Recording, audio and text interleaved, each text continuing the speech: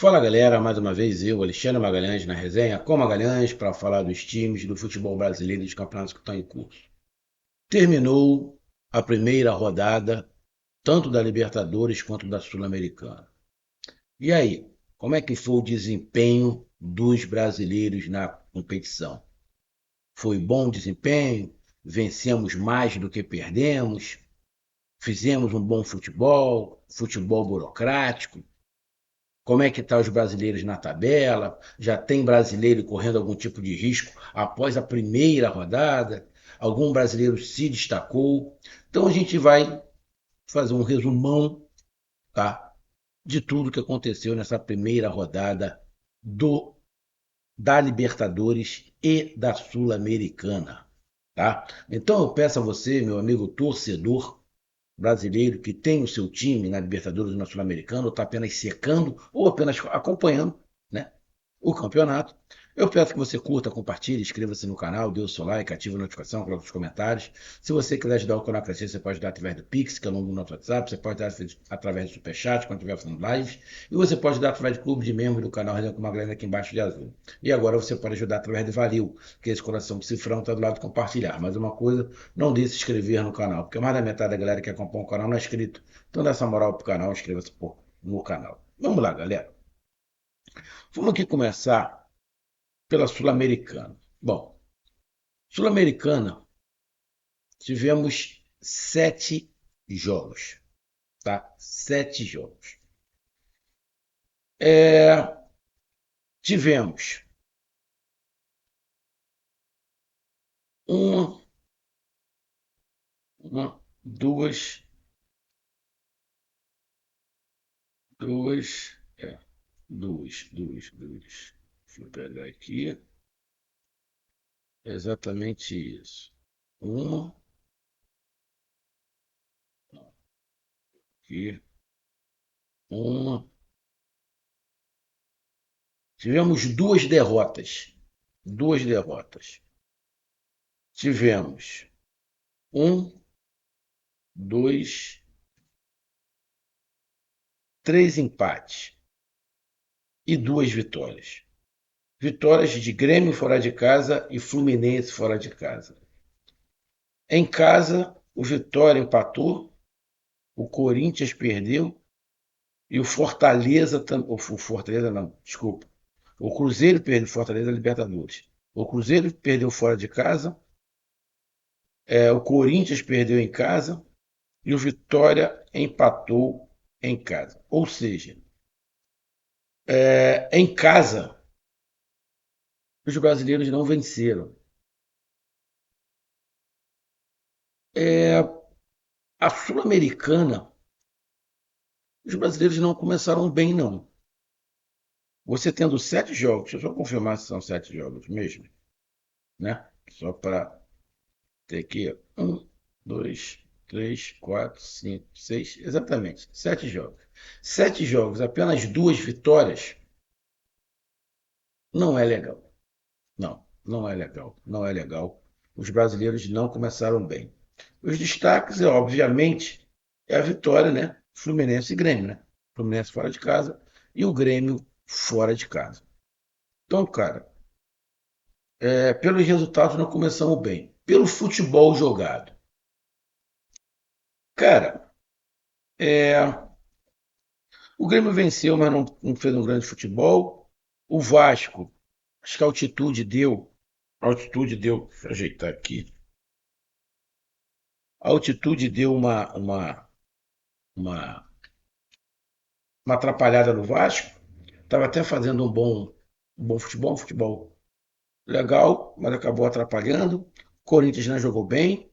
Fluminense venceu o Once Caldas, mas não fez um partidaço.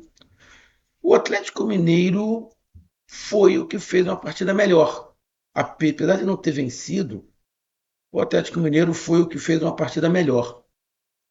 Foi uma partida melhor. Então, em relação a resultados, não foi muito bom na Sul-Americana. E em relação ao futebol jogado, também não foi muito bom, não. Os brasileiros deixaram a desejar, e isso dá esperança aos adversários, né? Você pegar na competição Apenas um brasileiro, na minha visão, fez um futebol mais convincente, que foi o Atlético Mineiro, apesar de não ter vencido, dá aos outros candidatos, falou, opa, o Brasil não está tão assim não. Não começaram bem, óbvio.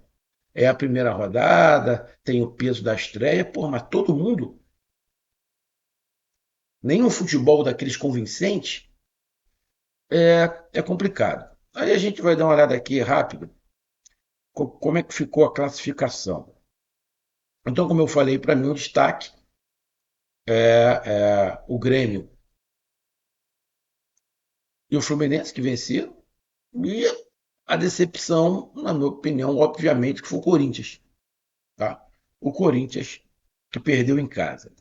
No grupo A não tem brasileiro. No grupo B é o grupo do Vitória, está todo mundo empatado com um ponto. Então, o empate do Vitória não causou nenhum dano em relação à colocação, está todo mundo com um ponto.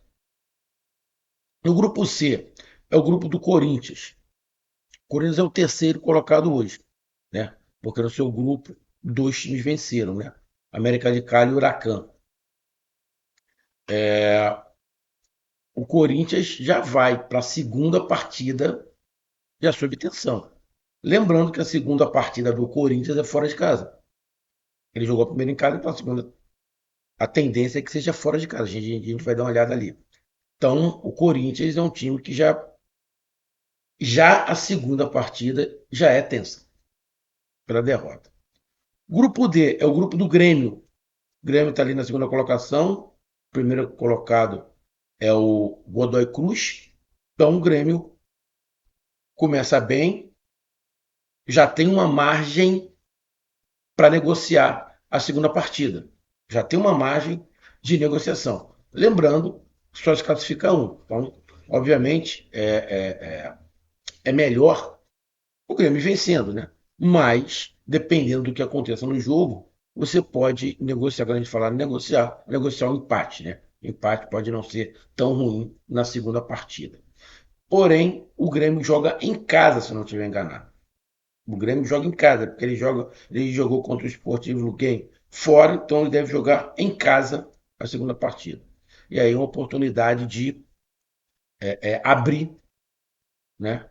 Ou não deixar o Godoy Cruz abrir, dependendo do jogo. A gente vai ver, de repente tem Godoy Cruz e Grêmio, ou Grêmio e Godoy Cruz. É uma oportunidade do Grêmio assumir a liderança. No grupo E, o Cruzeiro é o último colocado, é igual o Corinthians, é igual o Corinthians. Já entra pressionado na segunda partida, só que joga em casa, né? O tal do Mushuki Runa, que eu nunca escutei falar, não sei nem de onde é o líder do seu grupo, né? O grupo do Cruzeiro não é um grupo forte, muito pelo contrário. E Muxua, Runa, União Santa Fé e Palestino.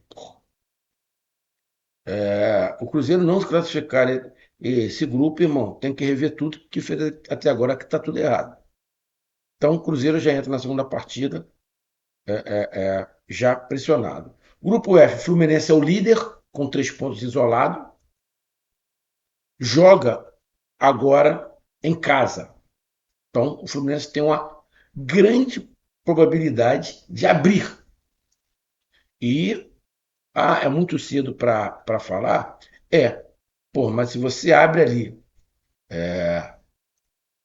3, 4 pontos de vantagem para o segundo colocado, já fica gostosinho. Imagina, ganha a próxima, vai a 6 e tem um empate no outro jogo de novo. Pô, já abre ali 3, 4 pontos. Então, é interessante. Então, o Fluminense está bem.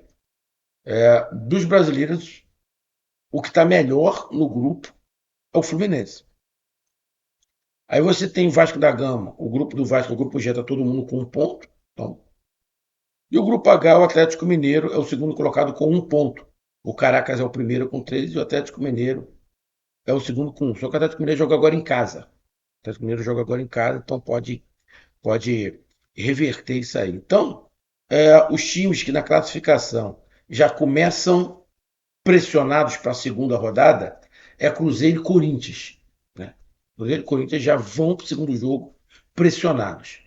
E quem está melhor na classificação é o Fluminense, porque no grupo F o Fluminense tem 3 pontos e o segundo colocado tem 1. Ou seja, no grupo dele o Fluminense ganhou e a outra partida deu empate. Então o Fluminense da Sul-Americana é o que mais se deu bem, né, ao final da primeira rodada. E vamos aqui para a segunda rodada, os brasileiros. O Grêmio joga em casa contra o Clube Atlético Grau, adversário a princípio. A gente vai falar depois, mas o Grêmio é favorito. Temos o Corinthians saindo para pegar o América de Cali, complicado, e o Corinthians pressionado. O Corinthians pode, se não ganhar esse jogo, ficar numa situação muito complicada para se classificar apenas na segunda rodada. O Vasco pega o Puerto Cabello em casa. Acho que dá para o Vasco fazer ali os seus 3 pontos.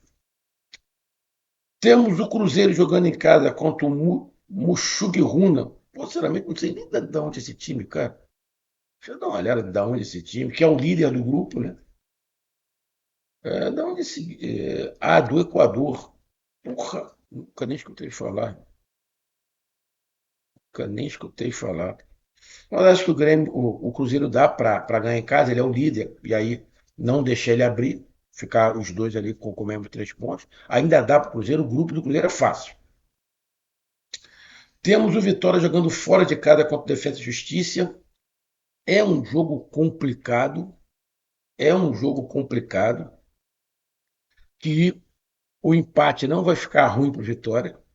Então, o Vitória, esse jogo aí, não pode perder. O empatezinho vai cair bem, não vai cair ruim. Tá? O Atlético Mineiro joga contra o Deportes e Quique. O Atlético Mineiro é favorito. O Atlético Mineiro tem uma grande possibilidade de vencer. Temos o Fluminense jogando em casa contra o clube Gualberto Villarroel. Para mim, o Fluminense vai vencer também. E aí pode abrir e deixar muito bem encaminhado a sua classificação, Flusão. O Fluminense pode ser o primeiro clube brasileiro, após o término da segunda rodada, já muito encaminhado para a classificação. E é isso. Bom, o time brasileiro que tem um jogo mais complicado, na minha opinião, é o Corinthians. O Corinthians é o que tem um jogo mais complicado. E eu vejo aqui 2 jogos, vejo que alguns jogos bem tranquilos. O do Fluminense, do Atlético Mineiro, o do próprio Cruzeiro, que não está jogando nada. Do Vasco não é tão difícil assim, do Grêmio também não. Cara, a segunda rodada para os brasileiros é uma segunda rodada para ter um índice alto de vitórias. A segunda rodada da Sul-Americana é para ter um índice alto de 7 jogos. Tem condições, sim, de ter umas 5 vitórias. Tem condição, sim, de ter 5 vitórias. Então, nessa primeira rodada, o resumo: os brasileiros não foram bem, nem em relação ao futebol jogado e nem à classificação. Quem mais se destacou, obviamente, foi Grêmio e Fluminense, mas o Fluminense, que ficou numa posição privilegiada, que no grupo dele apenas ele venceu. O outro jogo deu empate. Então vamos agora para Libertadores da América. Bom, diferentemente da Sul-Americana, a Libertadores tivemos 6 jogos. Lembrando que tivemos Bahia Internacional. São 7 times, mas tivemos 6 jogos. Os brasileiros tiveram 3 vitórias. O destaque foi o terceiro dia, né? Porque tivemos jogos terça, quarta e quinta. No terceiro dia, tivemos 3 brasileiros jogando e ninguém perdeu. Tivemos 2 vitórias e um empate. O empate justamente de Bahia Internacional. Palmeiras venceu e o Flamengo venceu. Então, tivemos no primeiro dia uma derrota com Fortaleza. No segundo dia, tivemos o São Paulo vencendo e o Botafogo perdendo. É isso? Isso. E No terceiro dia, 2 vitórias, um empate. Então, primeiro dia, uma derrota. Segundo dia, uma derrota e um empate. No terceiro dia, nenhuma derrota. Foi, foi em progressão. Começamos perdendo com Fortaleza e terminamos vencendo com o Flamengo, que foi o último jogo. Desempenho. Cara, o time que teve o melhor desempenho foi o Bahia, tá? Mas tem um detalhe, tá? É para torcida do Bahia ficar animada, é óbvio. Teve um grande desempenho contra um adversário direto no grupo, né? Um adversário também que briga pelo título. Agora tem um detalhe. É, eu acho que não é coincidência, não é coincidência, o melhor desempenho ter sido no jogo entre os brasileiros. Não acho que é coincidência. Por que eu não acho que é coincidência? Porque são dois times fortes, dois times que jogaram para tentar ganhar. Então, não teve um time jogando muito retrancado. É, apesar do Inter jogar fora, mas não jogou em outro país. Não teve um desgaste muito grande da viagem, lógico. Você sair do sul para a Bahia é uma viagem que aqui é continental. Mas a logística é menos complicada. Então, esse conjunto de fatores faz com que, obviamente, esse jogo para os brasileiros tenha sido melhor. Porque, apesar de a vitória do Palmeiras, a vitória do São Paulo, a vitória do Flamengo, não foi um grande desempenho. O do Palmeiras foi animado, o do São Paulo fez 1-0, criou algumas oportunidades, mas teve alguns perigos. O Flamengo jogou com o time, porra, basicamente reserva. O time do Flamengo tinha o goleiro titular, o miolo da zaga, os dois zagueiros. Tinha ali, basicamente reserva não. O Pulgar e o De La Cruz. E hoje o Bruno Henrique como titular. Então tinham 6 jogadores e 5 reservas. O Flamengo não tinha, não jogou com nenhum meio-campo de origem. Gerson e Rascaeta, nenhum dos dois estava. O titular, Plata, não estava. Os dois laterais não estava, só um que entrou no segundo tempo. Então o Flamengo jogou bem diferente. O Flamengo jogou bem diferente. De vez em quando o Michael ou o Luiz Araújo caem tudo bem. Então o Flamengo teve, sim, uma certa dificuldade. Mas o Flamengo jogou bem diferente. Mas aí também tem um fato, é um fator. A diretoria do Flamengo já avisou que a prioridade é o Campeonato Brasileiro. Já avisou que o Flamengo não vai estourar ninguém em jogos distantes pela Libertadores. Não é que o Flamengo não vá descartar a Libertadores. Não é isso. Mas a prioridade do ano do Flamengo é o Campeonato Brasileiro. Então, o Flamengo, obviamente, com essa palavra, alguns jogos da Libertadores o Flamengo vai poupar. É isso que está bem claro. E a torcida do Flamengo vai ter que entender que eles não estão jogando conversa fora. O tanto que a premiação do Campeonato Brasileiro é maior do que a da Libertadores. Tá? Acho que vai ter muita chateação. Já estou vendo comentaristas reclamando dessa posição do Flamengo. Até já cobrando o Felipe Luiz. Bom, comentarista não tem que cobrar porra nenhuma, na minha opinião, tá? Em relação a isso. Tá? Mas é opção do clube. Bom, então o desempenho na Libertadores não foi um desempenho ruim dos brasileiros. 3 vitórias, um empate e 2 derrotas. O atual campeão perdeu fora de casa e o Fortaleza perdeu em casa. Bahia e Inter empataram e os outros 3 brasileiros venceram. Então, cara, se você pegar aí de 6 jogos, os brasileiros só perderam 2. Então, diferentemente da Sul-Americana, a Libertadores não começamos mal, não. Porra, 6 jogos, 3 vitórias é 50%. 50%. Então, não vi a Libertadores começando mal, não, em relação à pontuação. Em relação a desempenho, bom, o desempenho dos brasileiros, com exceção do Bahia e do Internacional, mais do Bahia, que jogou mais do que o Inter, é, o, o futebol não foi animador.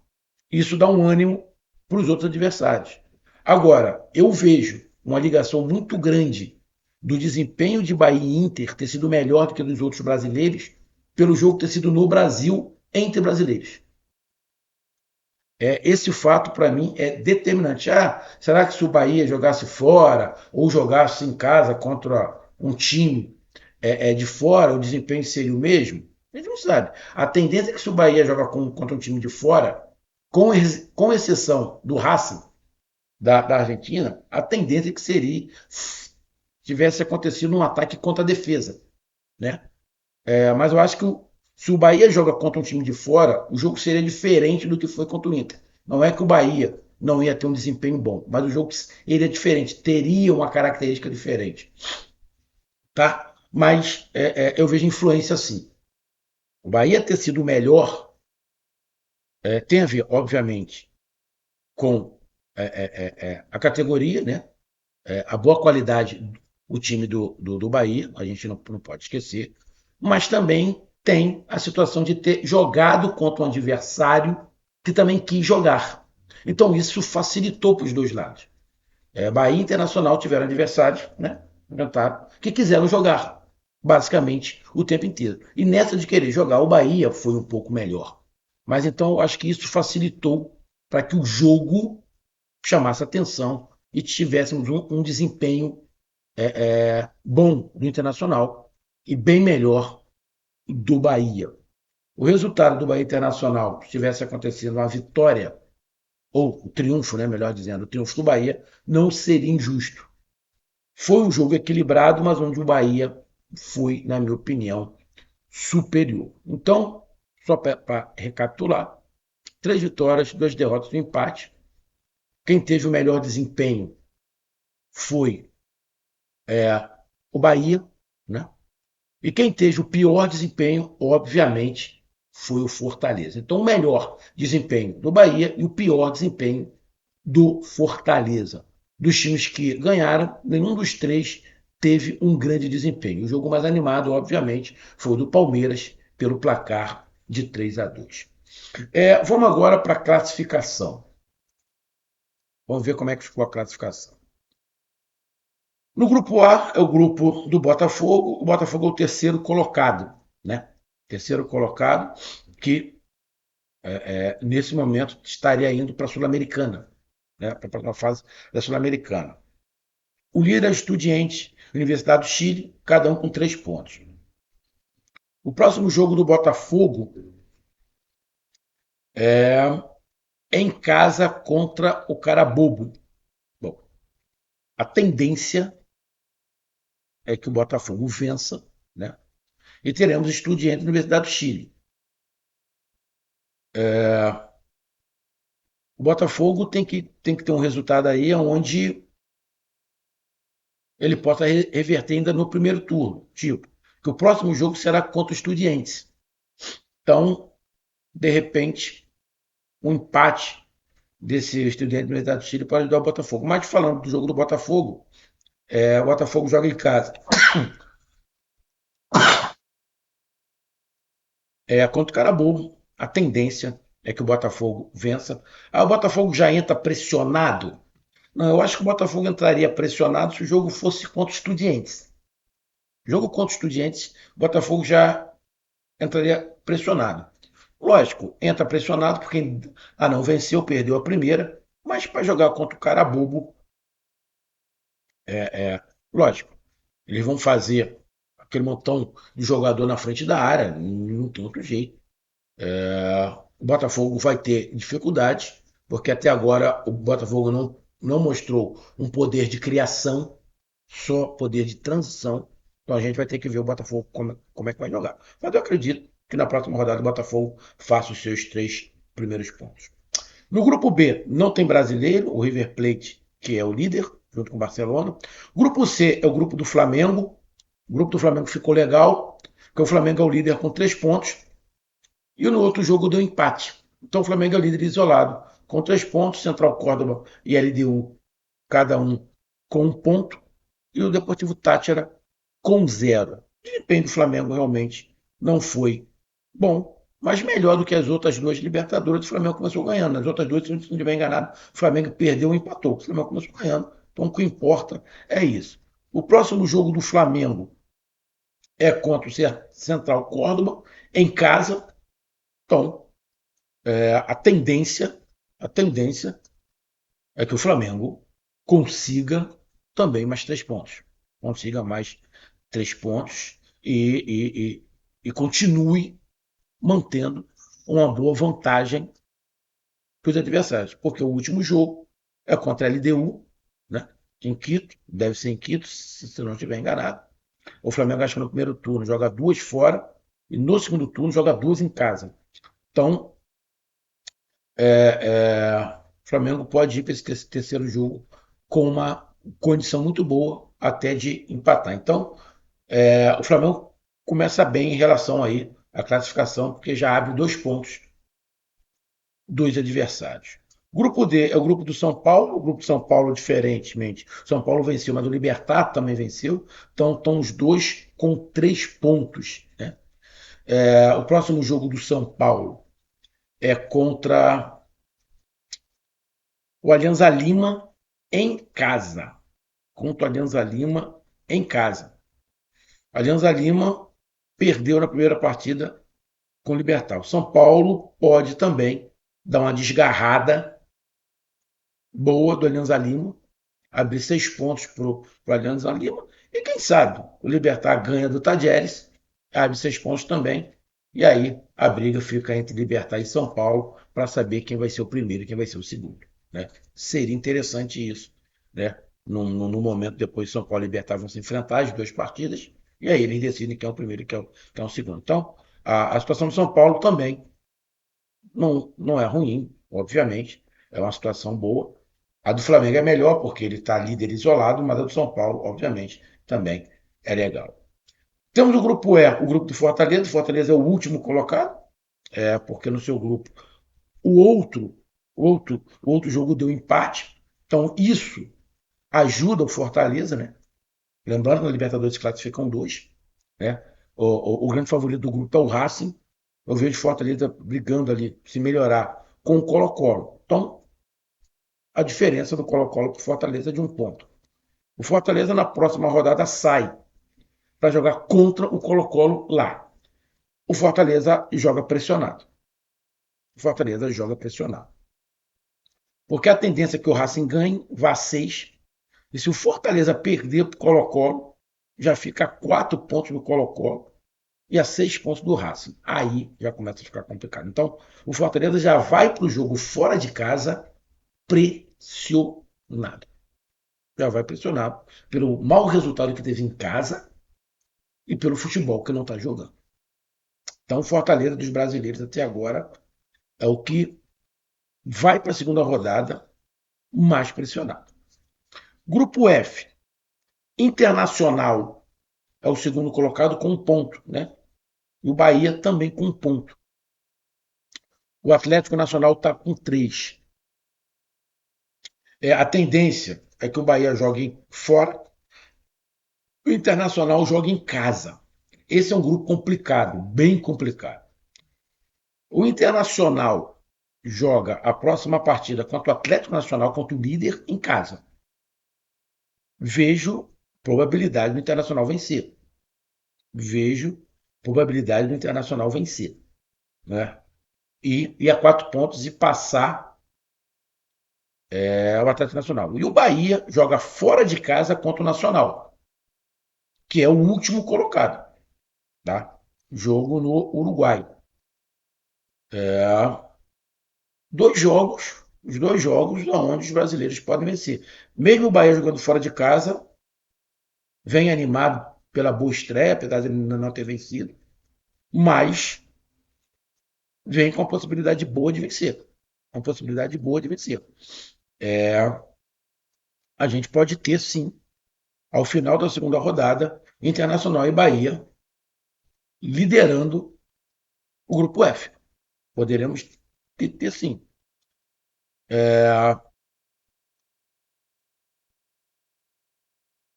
corre o risco dos dois perderem? Cara, cara, eu não vejo, sinceramente, eu não, quando eu fizer a pré-rodada, é, eu vejo um risco maior de empate, uma vitória e um empate. Não de alguns dos brasileiros perder. Eu não acho que o Internacional tem a probabilidade maior, apesar de pegar um adversário mais forte, para o Internacional de vencer. E o Bahia também vejo com uma grande possibilidade de triunfo, mas não descartaria o empate. Tá? A situação toda é que eu acho até que o Bahia pode ter o triunfo, é que o Nacional vai querer ganhar, porque já perdeu a primeira. Então ele vai para cima do Bahia. E aí vai dar espaço para o Bahia. É tudo que o Bahia precisa também, né? Então, eu vejo ali, Internacional, apesar do empate, mas não vejo pressão em cima dos dois, igual no caso do Fortaleza. Grupo G tem o Palmeiras.